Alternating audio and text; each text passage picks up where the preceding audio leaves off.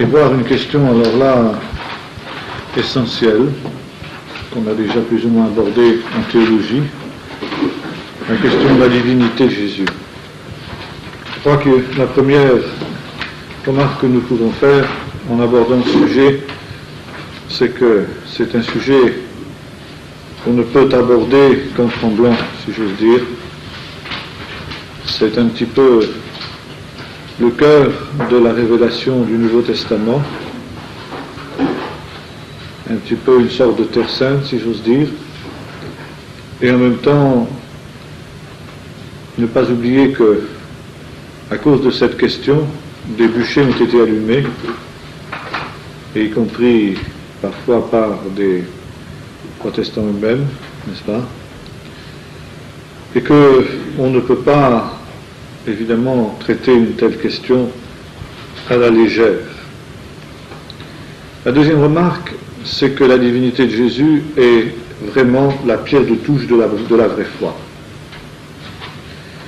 Et qu'il y a aujourd'hui peu de gens, parmi ceux qui se disent chrétiens dans les églises traditionnelles, qui croient que Jésus soit réellement le Fils de Dieu. Et chose plus étonnante encore, parmi les théologiens, il y en a aussi de moins en moins qui croient que Jésus soit réellement et vraiment le Fils de Dieu. Alors,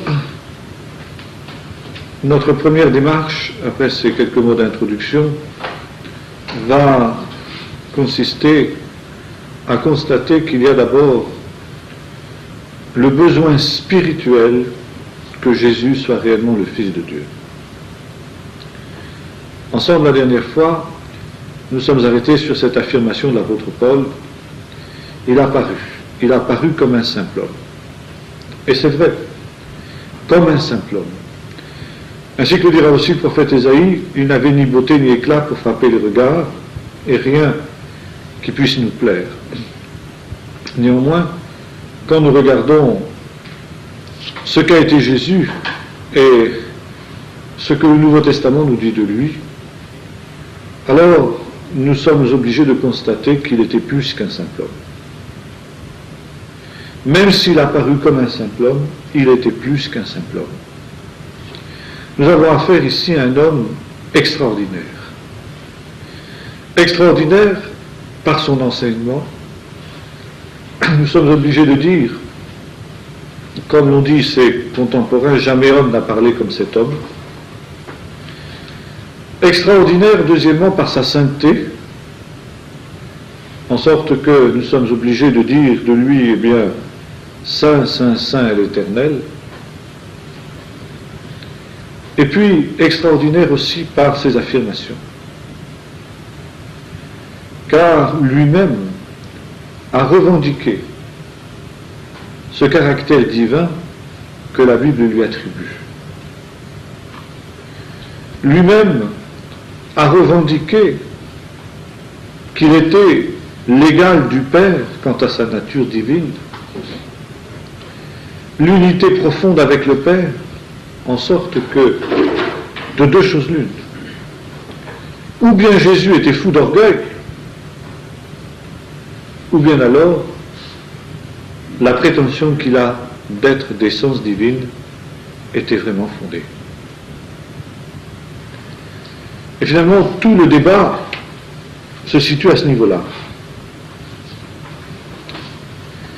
Troisième remarque, lorsque nous regardons ce qu'était Jésus, sa sainteté notamment, nous sommes aussi amenés à prendre conscience de notre souillure. Que si lui est juste et saint, nous sommes des pécheurs. Le péché, pour l'homme, est souvent quelque chose de relatif.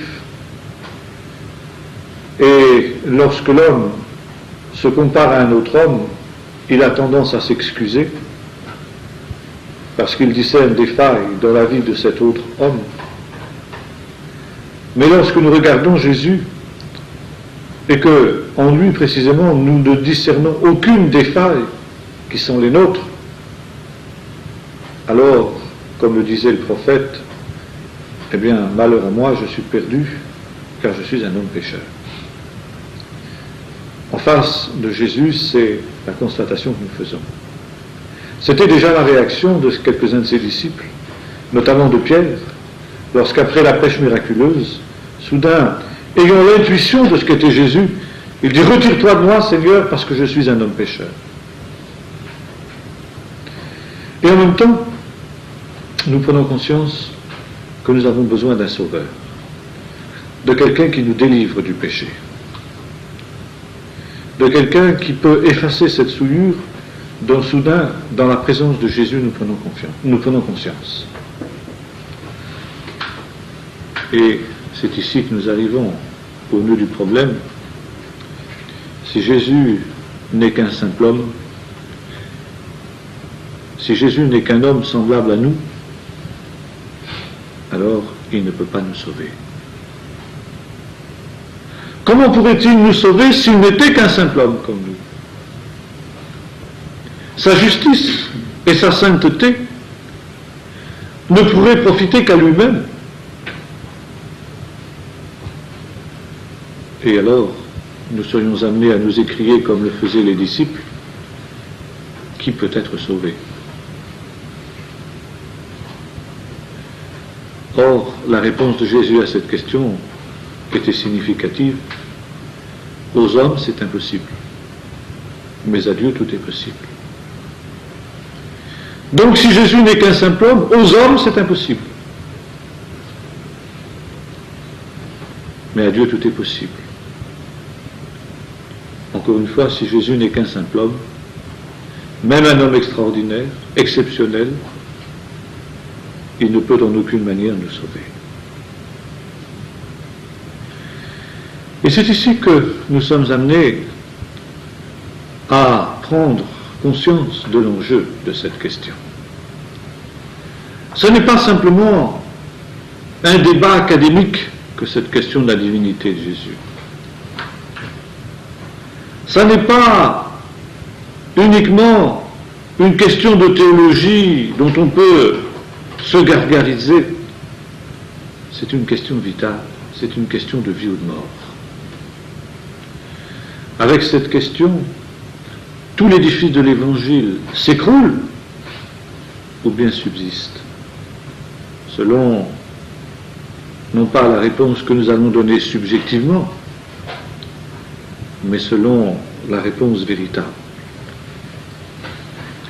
Et c'est finalement la question que posent les évangiles. Qui dit-on que je suis? Moi, le Fils de l'homme. Qui suis-je, en fin de compte? Qui est-il? Et Jean va conclure son évangile en ces termes. Ces choses ont été écrites pour que vous sachiez que Jésus est le Fils de Dieu, et qu'en croyant, sous-entendu à ces choses, vous ayez la vie par lui. Donc, le salut est réellement dépendant de ce qu'est véritablement Jésus dans ce domaine.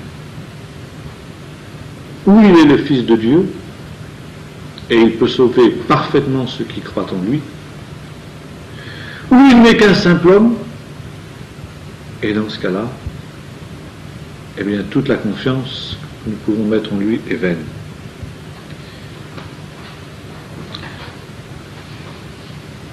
Voilà le problème.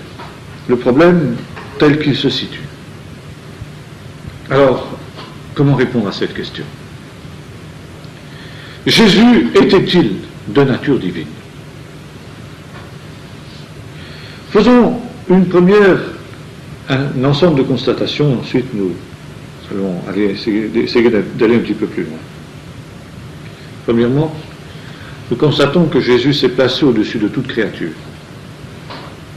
Il était plus grand que Jonas, il était plus grand que Salomon, il était plus grand qu'Élie, il était plus grand que Jean-Baptiste. Pour ne citer que quelques-uns de ceux que lui-même a cités pendant son ministère terrestre. Dans l'Évangile, toujours, nous voyons des anges le servir. Après la tentation dans le désert, puis ensuite dans le jardin de Gethsémané. Troisième remarque, Jésus a demandé de la part de ses disciples une foi sans défaillance, une obéissance absolue, un amour total, une consécration sans faille, et même, à cause de lui, pour lui, le sacrifice de leur propre vie. Quel homme serait assez présomptueux pour exiger de telles choses de la part de ceux qui le suivent?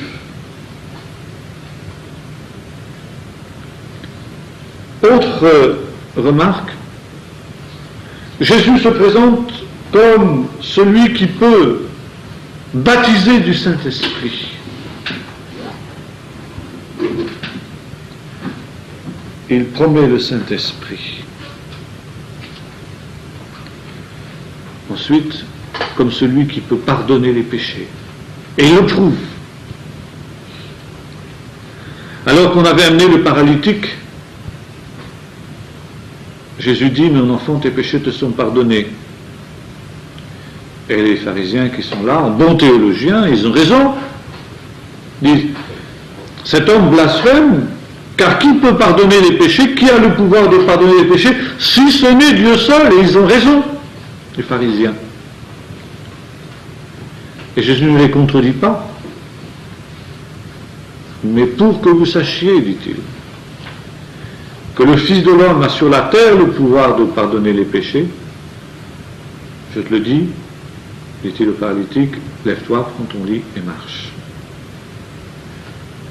Et la conclusion est simple, puisque Jésus a le pouvoir de faire un miracle visible, savoir guérir la paralysie de cet homme. C'est donc qu'il a le pouvoir d'accomplir un miracle invisible qui est de pardonner les péchés de cet homme. Et si Jésus a le pouvoir de pardonner les péchés de cet homme, troisième conclusion, c'est donc qu'il est d'essence divine, puisque personne ne peut pardonner les péchés si ce n'est Dieu seul. Jésus enfin parle de son rôle dans le jugement du dernier jour, Matthieu 25, lorsque le Fils de l'homme viendra dans sa gloire et tous ses anges, toutes les nations seront rassemblées devant lui, séparera les uns d'avec les autres, comme un berger sépare les brebis d'avec les boucs, vous connaissez le texte. Et cette position montre qu'il sera ainsi souverainement élevé. Autre remarque encore, Jésus jouissait de relations privilégiées avec Dieu. Ça, c'est ce qui ressort, même d'une lecture superficielle de l'Évangile. Non seulement il appelait Dieu son Père, ce qui n'était pas rare dans le judaïsme de l'époque, mais il y avait une intimité entre Jésus et le Père, une liberté, en même temps qu'une soumission, que nous ne trouvons nulle part ailleurs, chez aucun des grands hommes de la Bible, ni chez Abraham, ni chez les patriarches, ni chez les prophètes, nulle part. Enfin, quand il quitte ses disciples, il leur ordonne de baptiser au nom du Père, du Fils et du Saint-Esprit, associant le Fils à l'œuvre du Père et à celle de l'Esprit. Alors, nous pouvons maintenant entrer dans un certain nombre d'autres textes. Là, c'est tout simplement ce que nous pouvons voir de la vie de Jésus. Nous sommes amenés à comprendre qu'il y a plus ici qu'un simple homme. Non seulement, comme disait Nicodème, nous savons que tu es un prophète venu de Dieu parce que personne ne peut faire les miracles que tu fais si Dieu n'est avec lui, mais ne serait-il pas plus qu'un prophète? Jean 3, verset 13. Personne n'est monté au ciel si ce n'est le Fils de l'homme qui est dans le ciel. Étrange verset. Le Fils de l'homme qui est dans le ciel, au moment où Jésus était sur la terre, en fait, Ce texte nous laisse entendre ceci, c'est que Jésus, comme nous l'avons lu ensemble, nous l'avons dit ensemble la semaine dernière, la dernière fois que nous avons parlé de la Christologie, Jésus a été manifesté, il a été rendu visible. Mais ainsi que nous allons avoir l'occasion de le voir, il existait auparavant, il était préexistant. Et c'est là que nous nous sommes amenés à nous poser un certain nombre de questions et nous demander, puisque Jésus est Dieu, ainsi que cela apparaît au travers de nombreux textes, quel genre de Dieu est-il? Alors, voyons un certain nombre d'autres textes où Jésus affirme sa divinité. Premièrement, il y a le témoignage du Fils, le témoignage du Père. Matthieu 3, verset 17. Tu es mon Fils. Aujourd'hui, plutôt non, mon bien-aimé, en qui j'ai mis mon affection, écoutez-le. On retrouve ça évidemment dans le psaume 2, dans Isaïe 49. Et l'expression « le bien-aimé » revient 9 fois dans le Nouveau Testament.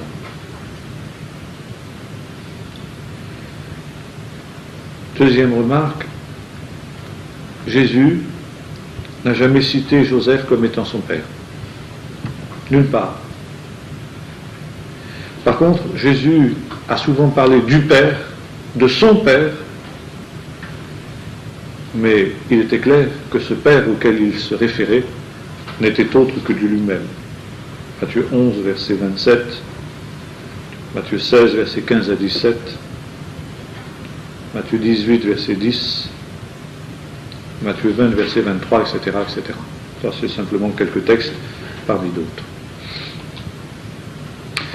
Autre élément, parfois, certains hommes ont eu l'intuition de la divinité de Jésus. Et ils l'ont qualifié de Fils de Dieu. Jésus n'a jamais refusé ce titre. Jésus, juif pourtant extrêmement, comment dirais-je, soucieux de s'éloigner de tout ce qui semblait être idolâtrie, Jésus n'a jamais refusé qu'on l'adore.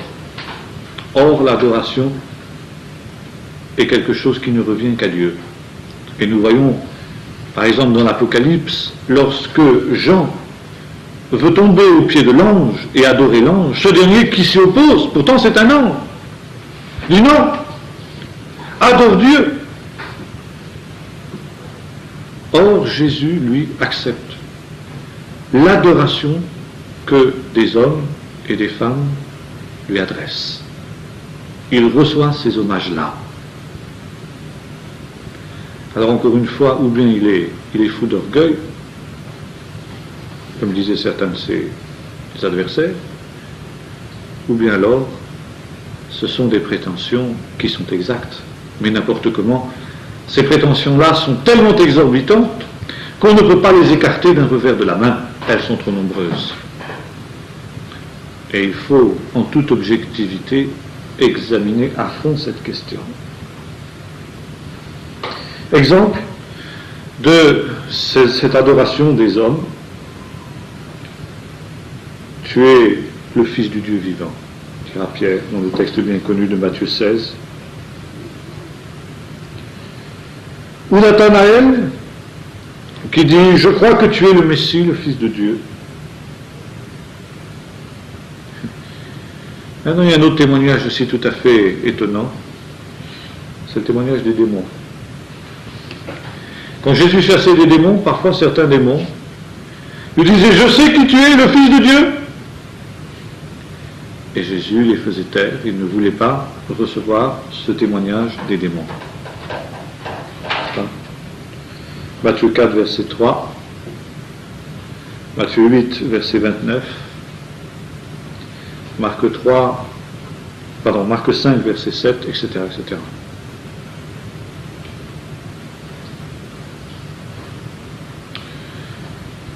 Alors, il est certain que là, c'est quelque chose d'assez extraordinaire. Et en même temps, nous pouvons dire que Jésus lui-même a affirmé à maintes et maintes reprises qu'il était le Fils de Dieu. Exemple,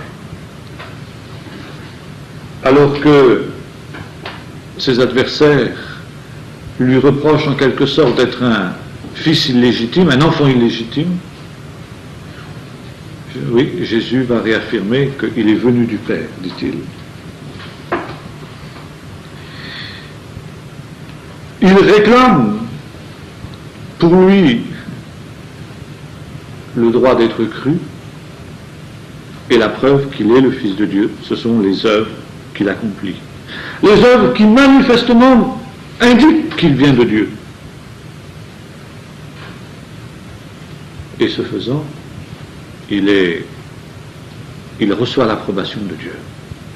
Dieu confirme son témoignage. Dieu confirme l'affirmation qui est la sienne, qu'il est le Fils de Dieu. Car si Jésus n'était pas ce qu'il dit être, s'il était réellement ce que ses adversaires disaient qu'il était, savoir un menteur de la pire espèce, un prétentieux orgueilleux, un fou, alors il aurait été un pécheur. Il aurait menti, il aurait été un pécheur. Et comme le dira un de ses adversaires, nous savons que Dieu n'exauce pas les pécheurs. Et par conséquent, Jésus n'aurait pas pu faire les miracles qu'il faisait. Parce que personne ne peut faire les miracles que tu fais si Dieu n'est avec toi. Donc Dieu était avec Jésus. Il a prouvé ce que Jésus faisait, il a prouvé ce que Jésus disait. Or, comme Jésus disait qu'il était le Fils de Dieu et que Dieu l'a prouvé, conclusion, il était ce qu'il prétendait être. Et c'est pourquoi Jésus disait à ses adversaires, si vous ne croyez pas à cause de mes paroles, eh bien croyez au moins à cause de ses œuvres. Car les œuvres que je fais rendent témoignage de ce que je suis.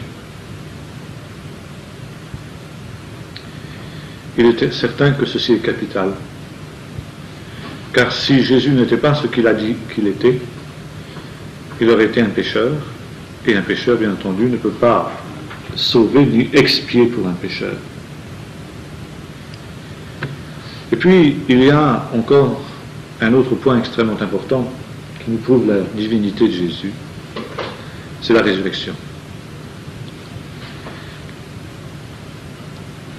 Par la résurrection, Dieu a confirmé que Jésus était bien son Fils. Jésus a été, dira l'apôtre Paul, proclamé ouvertement Fils de Dieu avec puissance par la résurrection. C'est-à-dire que la résurrection de Jésus est un témoignage que Dieu rend à la vérité de ce que Jésus a dit au sujet de lui-même. Proclamé Fils de Dieu avec puissance, par la résurrection. Nous voyons ensuite que l'Église primitive, quand je dis l'Église primitive, c'est-à-dire l'Église qui a suivi la Pentecôte, je ne parle pas de l'Église du IVe siècle avec ses symboles de Nicée, etc., ça c'est autre chose. Mais l'Église primitive a cru à la divinité de Jésus. Par exemple, nous voyons Pierre et Jean, lorsque ils interviennent devant le peuple, d'abord le jour de la Pentecôte, puis dans les autres discours qui suivent, les discours de Pierre, après la guérison de l'aveugle, du paralytique qui était à la belle porte, après sa comparution devant le Sanhédrin, etc.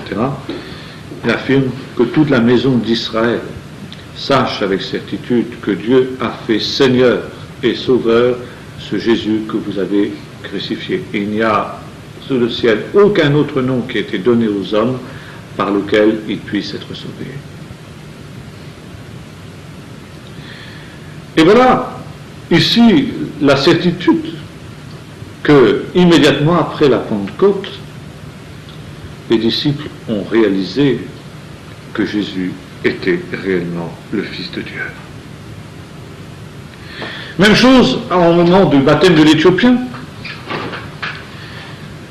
Alors que Philippe rend témoignage à cet Éthiopien, il rencontre de l'eau, et l'Éthiopien demande, voici de l'eau, qu'est-ce qui empêche que je sois baptisé? Et Philippe répond, si tu crois de tout ton cœur, cela est possible. Et là, nous trouvons une chose intéressante. L'Éthiopien fait une confession de foi. Je crois que Jésus-Christ est le Fils de Dieu. Et à ce moment-là, il est baptisé.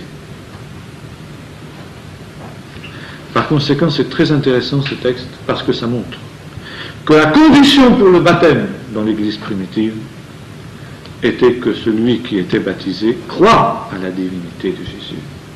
Je crois que Jésus est le Fils de Dieu. Il n'était pas question de baptiser quelqu'un qui n'aurait pas cru à la divinité de Jésus.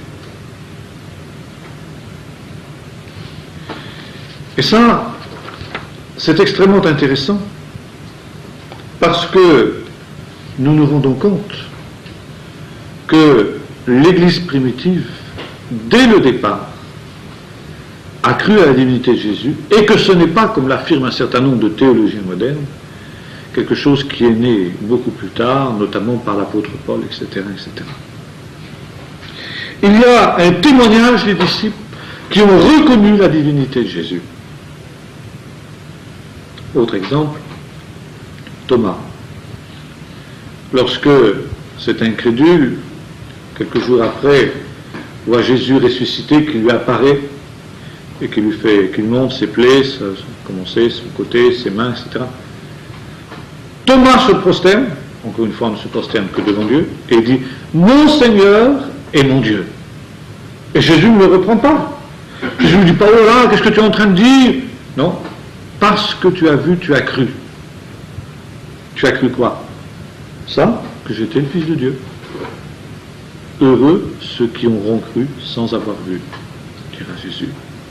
Donc il confirme le témoignage de Thomas, et il confirme que Thomas a eu raison d'agir de cette manière-là. Bien sûr, chez Paul, nous trouvons de nombreuses affirmations de la divinité de Jésus. Exemple, parmi d'autres, Colossiens 2, verset 9, en lui habite toute la plénitude de la divinité. C'est une affirmation énorme que celle-là. Colossiens 1, verset 17, il est le créateur de toutes choses et celui qui soutient toutes choses. 1 Corinthiens, verset 2, Paul montre, 1 Corinthiens 1, verset 2, Paul montre que l'on doit invoquer son nom au nom de Jésus, le nom du Père au nom de Jésus en priant. Autre élément intéressant maintenant. Au IIe siècle, les auteurs païens nous disent ceci. On a déjà l'occasion de voir ce texte à plusieurs reprises. Je crois que c'est Tacite qui dit quelque chose comme ça, parlant des chrétiens, des christiani comme ils les appellent à cette époque-là. Ils ont l'habitude de se rassembler chaque matin au lever du soleil et de chanter des hymnes à Christ comme à un Dieu. Et ce témoignage extérieur, ce témoignage de quelqu'un qui n'est pas chrétien, qui même est un adversaire des chrétiens, et qui se situe au début du IIe siècle, est très intéressant parce que ça nous montre que les chrétiens de cette époque-là croyaient en la divinité de Jésus, puisqu'il lui adressait, selon les dires de ce païen, des prières comme on le fait à un Dieu. Ainsi, je crois que ces textes, ces témoignages, tant de la Bible elle-même que des témoignages extérieurs, sont là pour nous montrer que la Bible affirme d'une manière absolue le caractère divin de Jésus. Alors, comment concilier cette divinité de Jésus avec l'affirmation de Paul sur laquelle nous nous sommes arrêtés ensemble la dernière fois, il a paru comme un simple homme. Eh bien, tout simplement parce que on pourrait prendre l'image d'un roi, n'est-ce pas? Souvent, pas de moi, cette image a souvent été prise, enfin, elle est intéressante, d'un roi qui, pour être plus proche de son peuple, aurait pris la forme d'un mendiant, l'aspect d'un mendiant. Il est certain que Dieu n'a pas toujours eu une nature humaine.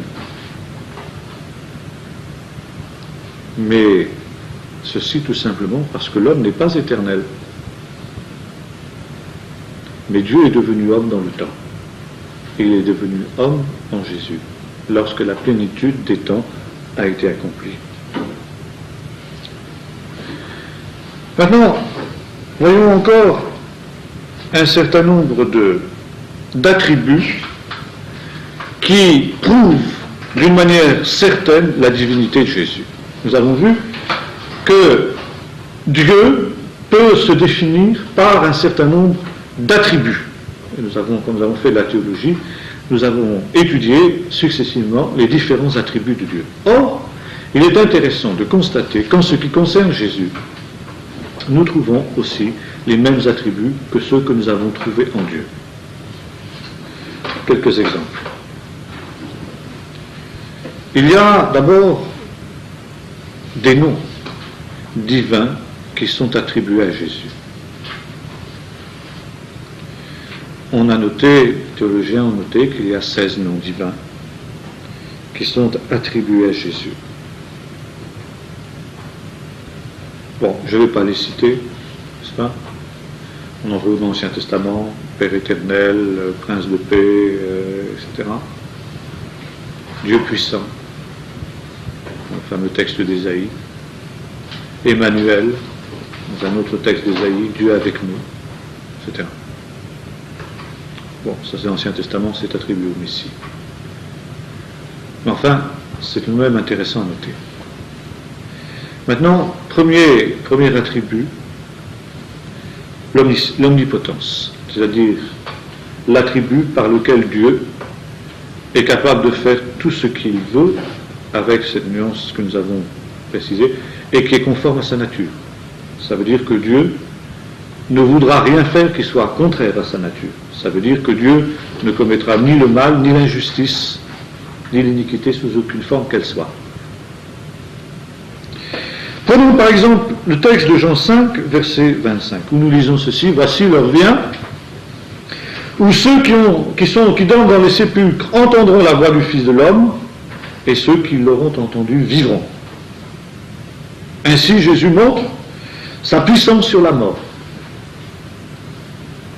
Or, Paul dira de la mort, Dieu a tout mis sous ses pieds.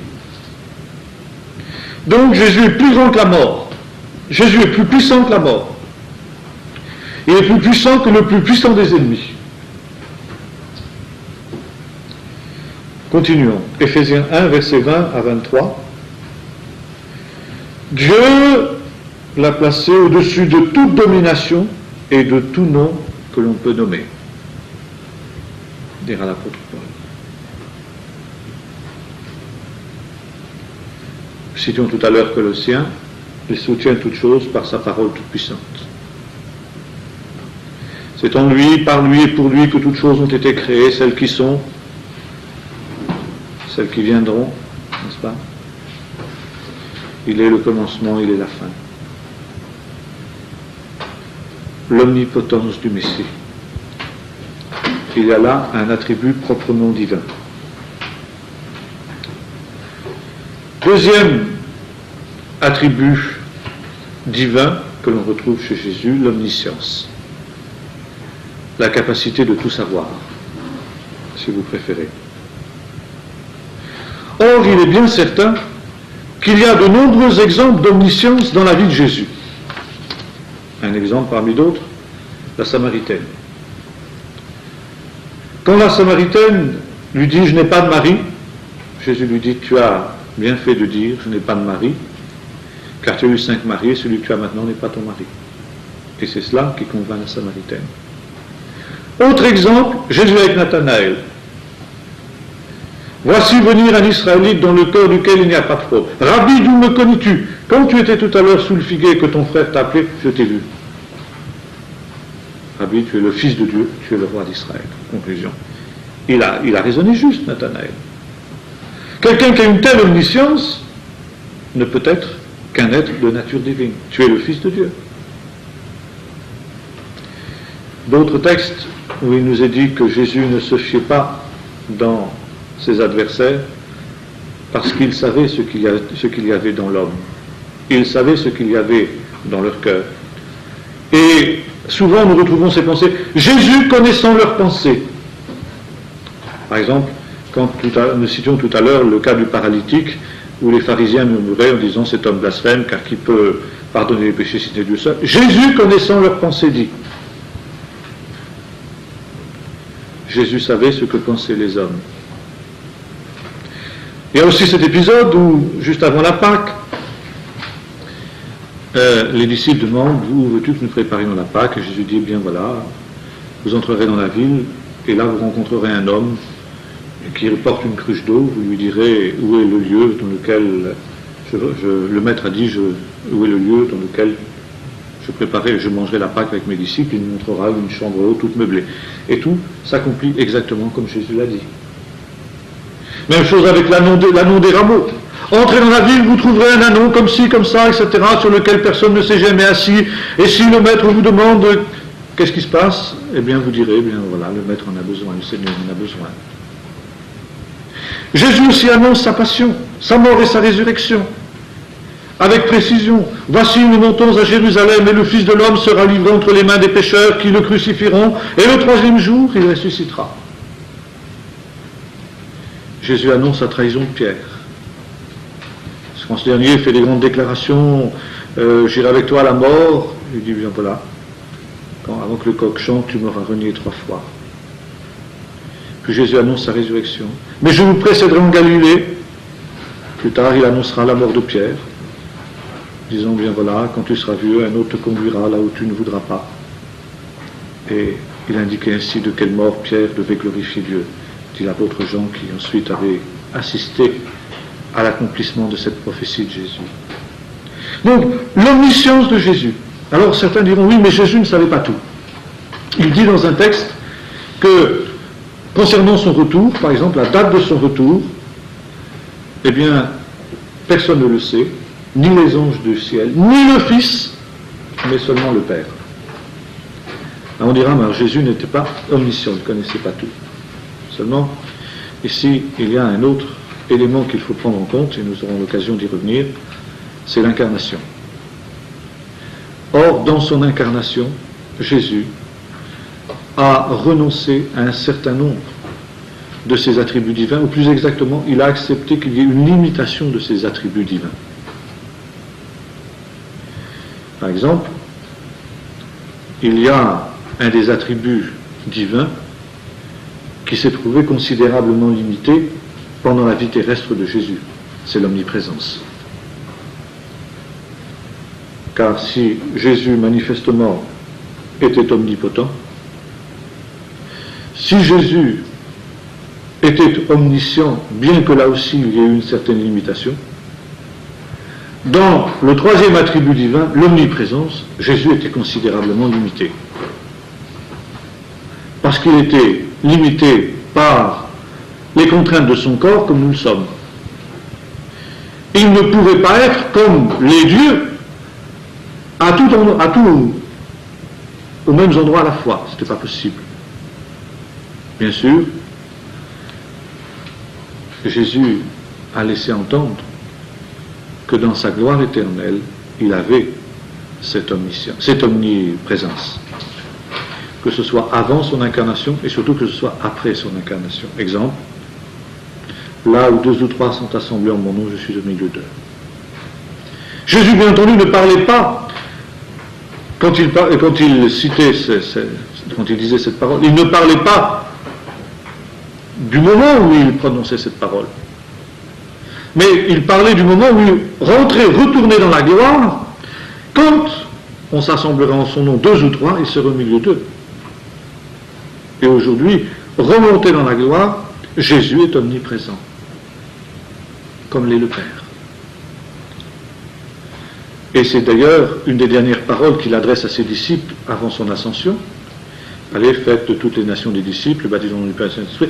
Et voici, je suis avec vous tous les jours jusqu'à la fin du monde.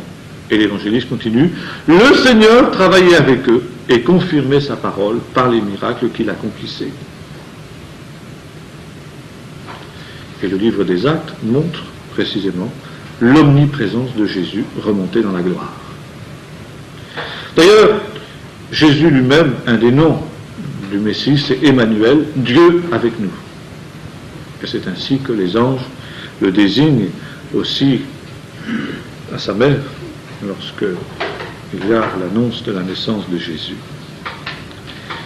Nous voyons aussi ce texte curieux que nous citions tout à l'heure, Jean 3, verset 13. Personne n'est jamais monté au ciel, si ce n'est le Fils de l'homme qui est dans le ciel. Et ce texte, disons-nous, laisse entendre quelque chose de tout à fait intéressant. Il laisse entendre que Jésus, dans son incarnation limitée, au point de vue de l'omniprésence, n'était pas aussi limité qu'il y paraissait, car en même temps qu'il était sur la terre, il était dans le ciel. Le Fils de l'homme qui est dans le ciel. Maintenant, quand Jésus parlait avec Nicodème, il était à la fois présent à côté de Nicodème et à la fois présent dans le ciel.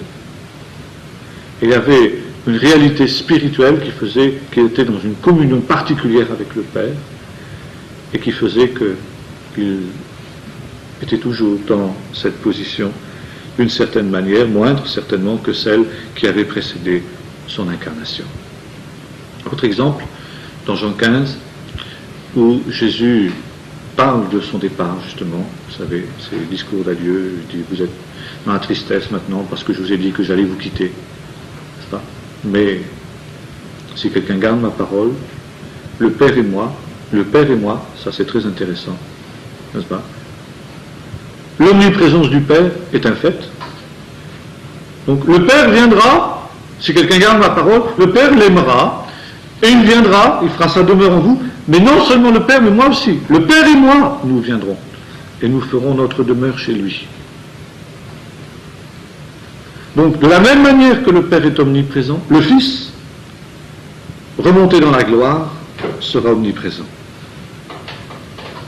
Et Paul confirme cette omniprésence du Fils en disant, eh bien, la plénitude, il est la plénitude de celui qui remplit tout en tous. Là, il y a une déclaration absolue de l'omnipotence de Jésus. Autre attribut divin, l'éternité. Nous avons parlé de cela, nous avons parlé de Dieu. Bon, nous allons revenir plus longuement sur cette éternité du Fils quand nous parlerons de la préexistence, ce qui sera notre prochain chapitre. Mais disons simplement quelques mots, en anticipant un petit peu sur ce que nous dirons quand nous parlerons de la préexistence du Fils. Donc, Jean 1, verset 1, au commencement était la parole, et la parole était avec Dieu, et la parole était Dieu. Donc, au commencement, c'est l'éternité. Manifestement, ici, c'est pas... Ça ne veut pas dire qu'il y a eu un commencement à la parole, mais c'est le commencement absolu, c'est-à-dire avant le temps, c'est-à-dire dans l'éternité la plus totale. Ésaïe 9, le texte que nous avons cité tout à l'heure, cet enfant qui va naître miraculeusement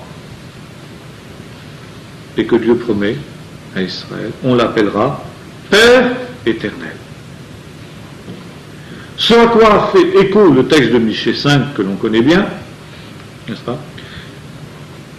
De toi naîtra Bethléem, plus petite des villes de Juda, connaissez, celui qui paîtra mon peuple d'Israël, et dont l'origine remonte aux temps anciens, au jour éternel. Donc, l'éternité du Fils, du Messie, est clairement affirmée. Jésus le confirme à plusieurs reprises. Je prends simplement deux textes parmi d'autres, parce qu'il y en a de très nombreux. On va les prendre. On peut les retrouver par ailleurs par une concordance, bien sûr. Jean 17, verset 5. Quand Jésus prie le Père avant la croix, « Père, glorifie-moi de la gloire que j'avais auprès de toi avant que le monde fût. » c'est clair. Autre texte, toujours dans Jean, où ses adversaires l'interrogent et lui disent, eh bien, tu n'as pas encore 50 ans et voici que tu prétends avoir vu Abraham. Et Jésus répond, avant qu'Abraham fût, je suis. Et le je suis, vous savez, c'est le nom divin. C'est le nom que révèle Dieu à Moïse dans le buisson ardent. Le nom qui est la forme du verbe être qui n'est employé qu'avec Dieu, en relation avec Dieu en hébreu, et qui signifie l'éternité absolue, que l'on a traduit d'ailleurs d'une traduction qui me semble assez heureuse, n'est-ce pas, même si elle est aujourd'hui tombée en désuétude dans beaucoup de milieux, l'éternel. À la fois le verbe être à la forme du présent, à la forme du passé et à la forme de l'avenir. Ce qui n'est possible qu'avec l'hébreu pour ça. Et dont l'exégèse nous est donnée par l'Épître aux Hébreux, on retrouve dans l'Apocalypse, celui qui est, qui était et qui vient. Ça veut dire que j'ai été, je continue à être et je serai. Donc, éternité du Fils. Autre caractère divin, avons-nous dit, le caractère immuable de Dieu. Il ne change pas. Jésus-Christ est le même hier, aujourd'hui, éternellement, dira l'Épître aux Hébreux. Et Paul déclare, en lui habite toute la plénitude de la divinité. Ensuite, Jésus a des fonctions divines. Il est le créateur de toutes choses. Jean 1. En lui ont été faites toutes choses, et rien de ce qui a été fait n'a été fait sans lui, sans elle, sans la parole. Voir également Colossiens 1, verset 16, que nous citions tout à l'heure, ou encore Hébreux 1, verset 3, où il nous est dit, le Fils héritier de toutes choses, qui produit toutes choses par sa parole toute puissante. Par conséquent, ici, le caractère créateur de Jésus est associé au caractère créateur du Père, dont on peut trouver d'ailleurs une trace dans le récit de la Genèse, faisons l'homme à notre image. Ici, il y a une association étroite du Père, du Fils et du Saint-Esprit dans l'œuvre de la création, car il ne faut pas oublier aussi que l'Esprit Saint se mouvait au-dessus des eaux, et ça nous allons y revenir quand nous ferons l'étude du Saint-Esprit. Et enfin, l'Épître aux Hébreux affirme que tous les anges de Dieu l'adorent. Si les anges de Dieu, même les plus grands, les plus puissants, n'est-ce pas, l'adorent, c'est qu'il est donc, comme le conclut l'auteur de l'Épître aux Hébreux, infiniment supérieur aux anges. Et pour être infiniment supérieur aux anges, il faut bien évidemment qu'il soit d'essence divine. Ainsi, la Bible nous montre d'une manière absolument certaine que la négation de la divinité de Jésus est un grand péché. Même que c'est une affirmation qui a un caractère proprement blasphématoire. Qui est celui qui est menteur, dit l'apôtre Jean, si ce n'est celui qui nie que Jésus soit le Fils de Dieu. Voilà le menteur. Et voilà l'Antichrist. C'est l'affirmation centrale de l'Antichrist. Nier que Jésus soit le Fils de Dieu. Et c'est le plus grand mensonge qu'on puisse proférer lorsque l'Apocalypse nous parle de ceux qui aiment et pratiquent le mensonge. C'est essentiellement de ce mensonge-là qu'il parle, n'est-ce pas? Et le propre, justement, de l'esprit démoniaque, c'est de nier que Jésus soit le Fils de Dieu. Et de là, nous pouvons conclure, dira l'apôtre Jean, qu'il y a aujourd'hui dans l'Église plusieurs antichrists en attendant la venue de l'antichrist qui doit venir. Ils sont sortis de nous, mais ils n'étaient pas des nôtres, et nous savons qu'ils n'étaient pas des nôtres, parce qu'ils ne confessent pas que Jésus est venu en chair. Ils ne confessent pas la divinité de Jésus.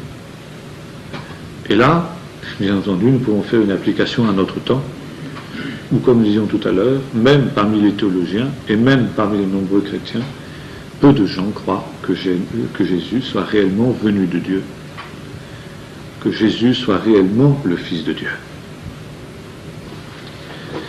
Alors, cette divinité de Jésus est aussi liée avec un autre point. Si Jésus est l'égal du Père quant à sa nature divine, nous avons vu, quand nous avons étudié la Trinité, qu'il y a une subordination du Fils au Père, mais ce qui est une subordination volontaire. Jésus, dira l'apôtre Paul dans Philippiens 2, n'a pas regardé comme une proie arrachée que de se prévaloir de l'égalité avec Dieu, mais il s'est abaissé lui-même jusqu'à prendre la forme d'un serviteur. Il y a plusieurs textes qui nous montrent cette subordination du Fils au Père. Jésus lui-même l'affirme. Jean 14, verset 28. Le Père, dit-il, est plus grand que moi. C'est clair. Le Père est plus grand que moi.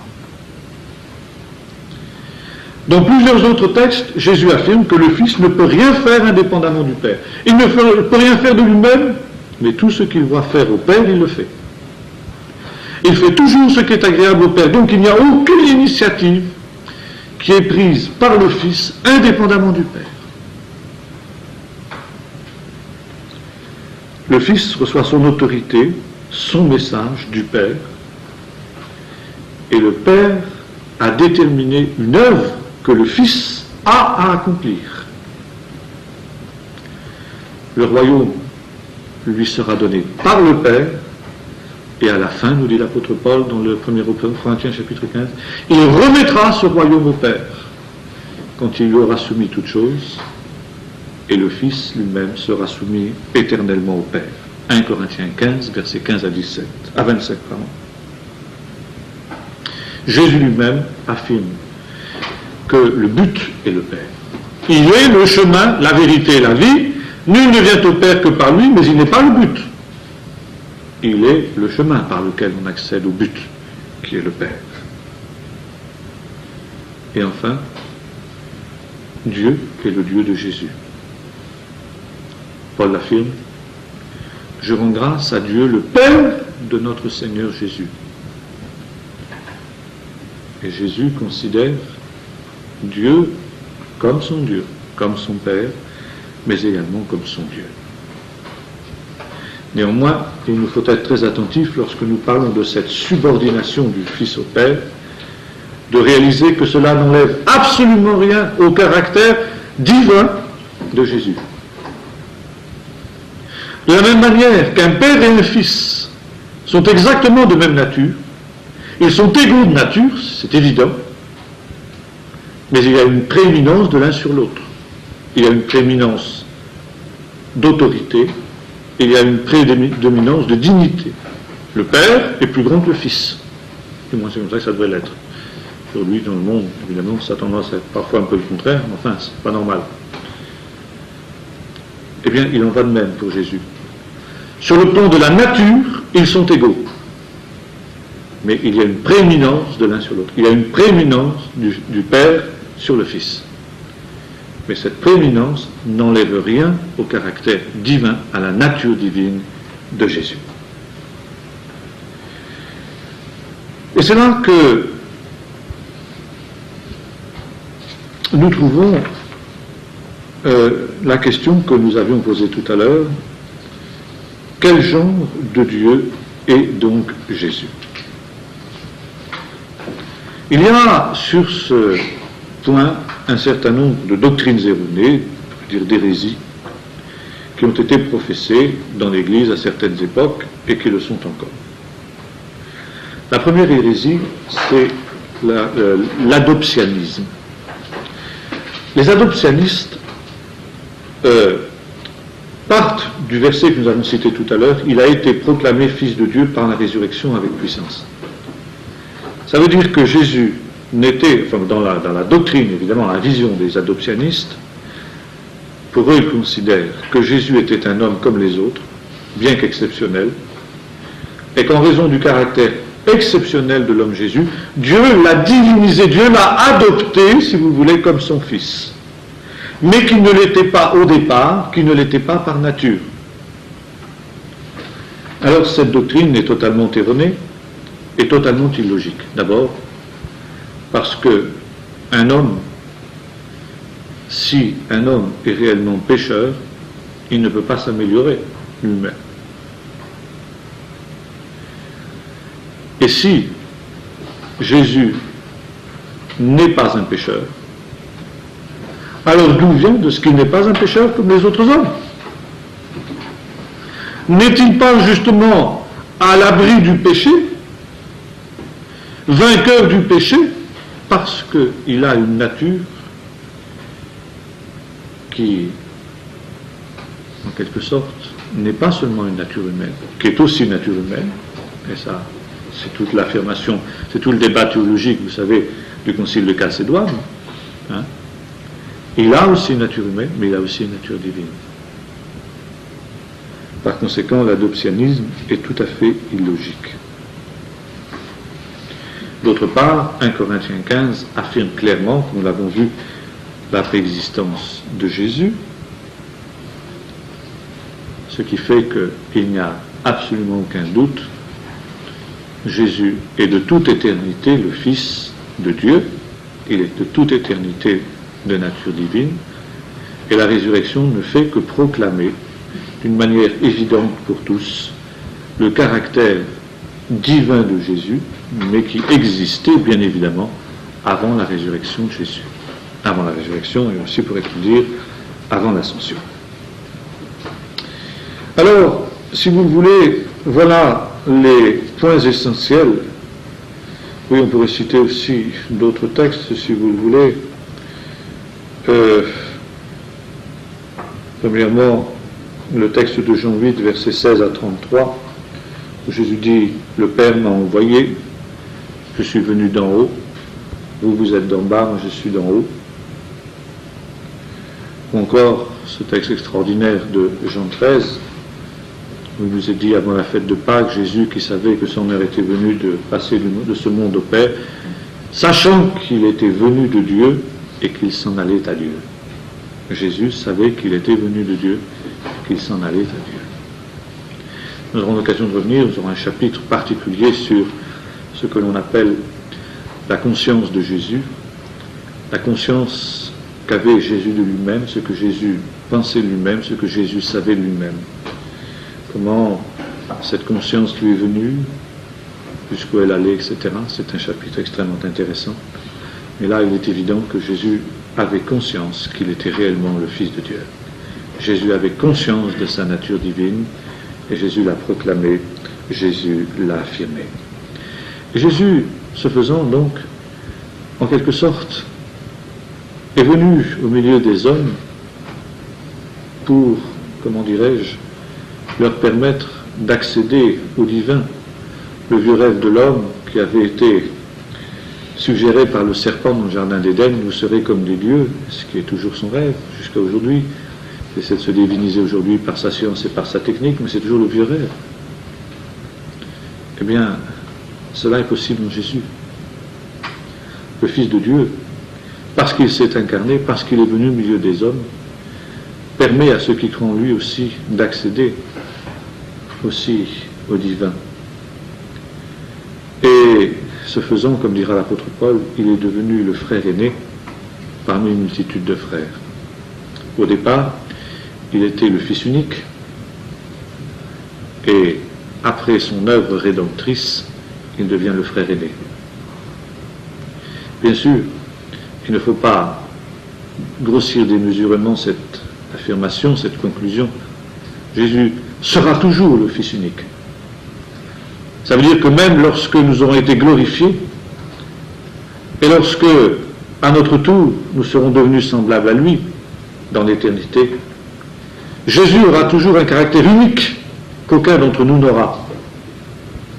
Il restera toujours le Fils unique. Mais il sera aussi le fils aîné d'une multitude de frères qui auront été ainsi transformés à son image, transformés à l'image divine qui est la sienne, n'est-ce pas? après avoir porté l'image du terrestre, dira l'apôtre Paul, nous porterons aussi l'image du céleste. Et c'est pourquoi, disons-nous, la question de la divinité de Jésus n'est pas une simple querelle académique, mais c'est vraiment une question de vie ou de mort. C'est tout l'édifice du christianisme qui demeure ou qui s'écroule sur cette question-là. Celui qui croit au Fils a la vie, mais celui qui ne croit pas au Fils n'a pas la vie, mais la colère de Dieu demeure sur lui. Voilà justement quelque chose qui est absolument essentiel dans l'œuvre du salut. Ces choses ont été dites, ont été écrites pour que vous croyiez que Jésus est le Fils de Dieu et qu'en croyant, vous ayez la vie par lui. Voilà ce qu'on pouvait dire ce soir de cette question. La prochaine fois, nous verrons la préexistence.